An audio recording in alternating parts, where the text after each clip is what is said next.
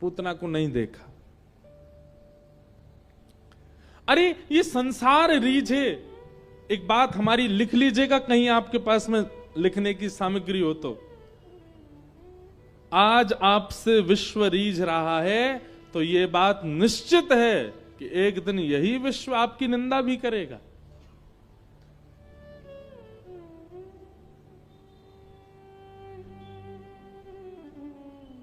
हम कथा सुनाते हैं, इतने सारे लोग प्रेम करते हैं, इतने सारे लोग स्नेह देते हैं। भगवान ना करे एक भूल भी अगर हमसे हो गई ना, तो जितने प्रेम करने वाले हैं यही सबसे पहले आगे आएंगे और बुरा बोलेंगे, कुछ भी कह सकते हैं। ये संसार का नियम है।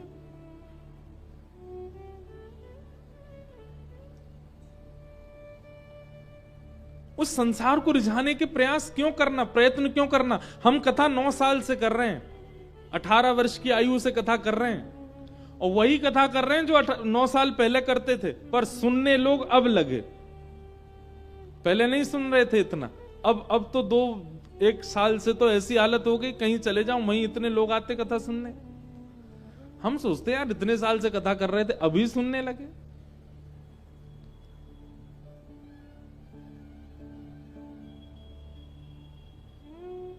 कोई प्रयास नहीं किया सबको रिझाने का, वो सामान्य कथा, और ऐसे ही करते रहेंगे जीवन भर। कुछ साल बाद अगर नहीं भी सुनेंगे तो भी हमारा कर्म ऐसे ही चलेगा, क्योंकि ये बात वास्तविक है कि अगर व्यक्ति आपसे जुड़ा है तो बिछुड़ने के लिए ही जुड़ा है। ये बात जिस दिन आप पहचान जाओगे, उस दिन संसार में आप कभी दुखी नहीं रह सकते। बहुत स्नेह मिलने पर ज्यादा प्रसन्न फूलना नहीं, और अपमान हो जाने पर दुखी होना नहीं। यह संसार का एक सूत्र है, और यह केवल आध्यात्म पद से ही आप सीख सकते हो। तो संसार रीझे, उसके लिए ज्यादा प्रयत्न मत कीजिए।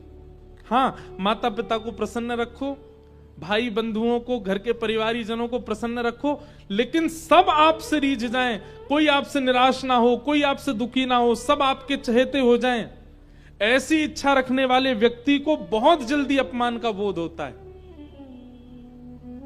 बहुत सम्मान की इच्छा रखने वाले को ही अपमान का बोध होता है, और जिसको सम्मान की इच्छा ही नहीं होती, उसका अपमान कर भी दिया जाए तो नहीं पता चलता उसको मेरा अपमान हुआ।